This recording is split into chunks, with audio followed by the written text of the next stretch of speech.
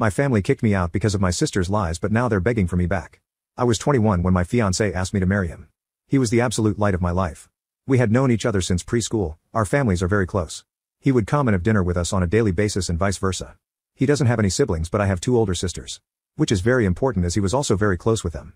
We grew up together. When we started dating, I don't think our parents stopped celebrating for weeks.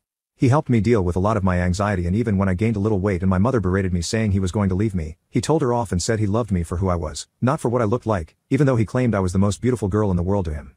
We were only engaged for 6 months before the incident. My middle oldest sister, let's call her Nikki, was a very cold person. She never showed any affection. She only ever opened up to my fiancé as she said she saw him as a brother, and he also helped her through a lot of her dark times, such as battling substance addictions and breaking the law. She and I never saw eye to eye. I loved her dearly because she was my sister but didn't like her as a person. Out of the blue she tells me she wants to take me clubbing as we had never been together before, and she felt bad that she was so distant to me. I agreed, and that night we went out. Clubbing wasn't really my style, but once I had a few drinks, I loosened up a little and began having fun.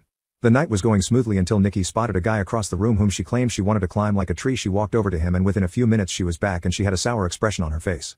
I asked her what was up, but she never said anything. I kept pressing because I didn't want our night to be ruined. She then told me the guy didn't want her number but he wanted mine instead. I told her he was a loser and there were plenty of guys around who would kill to be with a girl like her. She didn't budge though. She told me she needed to use the restroom and then we would leave. I waited for an hour. During this time I was sipping on a lot of different cocktails. I then started feeling really dizzy and lightheaded. I figured I'd just cab it home as I was certain Nikki had left. On the way out though, I bumped into a friend of Nikki's whom she had briefly dated. He asked me if I needed a hand to my car and I explained I was getting a cab. He said he was getting ready to leave and we could share one. I told him okay, and we walked out of the club together and into the first cab we saw. I tried to find my phone in my purse, but I felt myself getting dizzier and dizzier. I don't remember what happened next as I blacked out, and the next morning I woke up on a hard sofa, my head pounding. When I came to, I realized I was in Nikki's friend's house and my phone was sitting on the glass table in front of me, but it was flat. When he noticed I was awake, he offered some tablets and water and explained that I had passed out in the cab and he didn't remember my parents' address, so he just picked me up and took me back here where he laid me on the sofa. I told him I needed to go home as my fiancé would be worried. He called a cab and I left. When I arrived at my parents' house, my mother, father, Nikki, my fiancé and his parents were all standing in the living room. I thought they were worried about me, but the instant I opened my mouth my fiancé asked how could I do this to him? I tried to explain that my phone went flat, but he then went on screaming about how I could cheat on him. I was baffled. Why would he think that? I tried to explain the night's events, but I kept getting cut off. Nikki then chimed in and said I was a lying ass and how could I be so heartless to a man who has been there for me through thick and thin. She went on to say I kept flirting with random guys all night, and then when she went to the bathroom, she saw me leave with her friend. I told her what had happened and she showed me photos on her phone where as we were leaving, his hand was on my back ushering me outside. Yes, the photo did look horrible and I was so drunk I didn't even realize his hand was on my back at all. My fiancé was so angry, he kept shouting and his mom and mine were both crying. I then asked Nikki to call her friend and he would confirm nothing happened, but when she called him, he told a completely different story.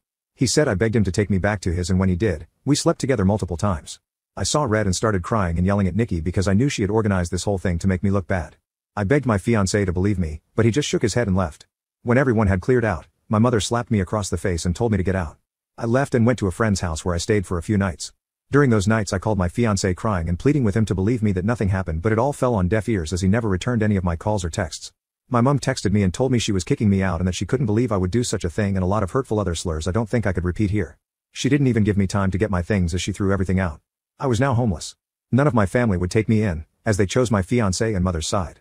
I was homeless and single in less than a day and a half. My entire world had been taken away because of Nikki's lies. Now for weeks I tried everything to get my fiancé back and my family. The limit for me though was when Christmas time had come and I went over to my mother's house to try and reconcile. I was sleeping from couch to couch during this time. When I got to my parents' house, I knocked on the door but no one answered. My friend then called me and told me she just saw on Facebook that my family were in another state celebrating Christmas and they had posted pictures online.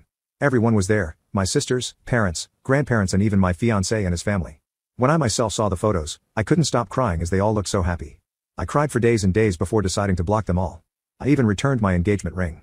My friend knew someone a couple hours away who was looking for some help in his restaurant, and he even had living arrangements above where he worked so I could get rent at a cheap price and work at the same time. I wanted to start over with my life as it hurt me that no one took my side and they all left me to fend for myself. I was able to move pretty quickly and was doing well. The apartment was tiny and I had to work 10+ hours almost every day, but I was able to save a lot of money. I'm not living in the apartment anymore. I was able to rent a much nicer condo, but I am still working at the restaurant as assistant manager. Now it has been roughly 2 years since I left and have not spoken to any of my family. I had no idea what was going on with them until I got a knock on my door. It was my ex-fiancé. I was shocked to say the least. All these feelings came rushing back and all I wanted to do was jump into his arms. But then I remembered the pain I had felt and tried to slam the door in his face, but he stopped it and asked that I let him explain. He said that Nikki had gotten married and she had confessed that she lied about the situation because she had found someone she loved so much and realized what a horrible thing she had done. I asked him how he found me and he said my friend told him. My entire family has been trying to get in touch with me and want to see me. I told him I needed time to see if I even wanted to have them in my life. He left and I have been a mess since. I don't know what to do. I know I will never ever forgive Nikki. She could rot for all I cared, but it's hard because my other family and fiancé didn't know she was lying, but I also felt like they abandoned me too quickly without letting me explain my side.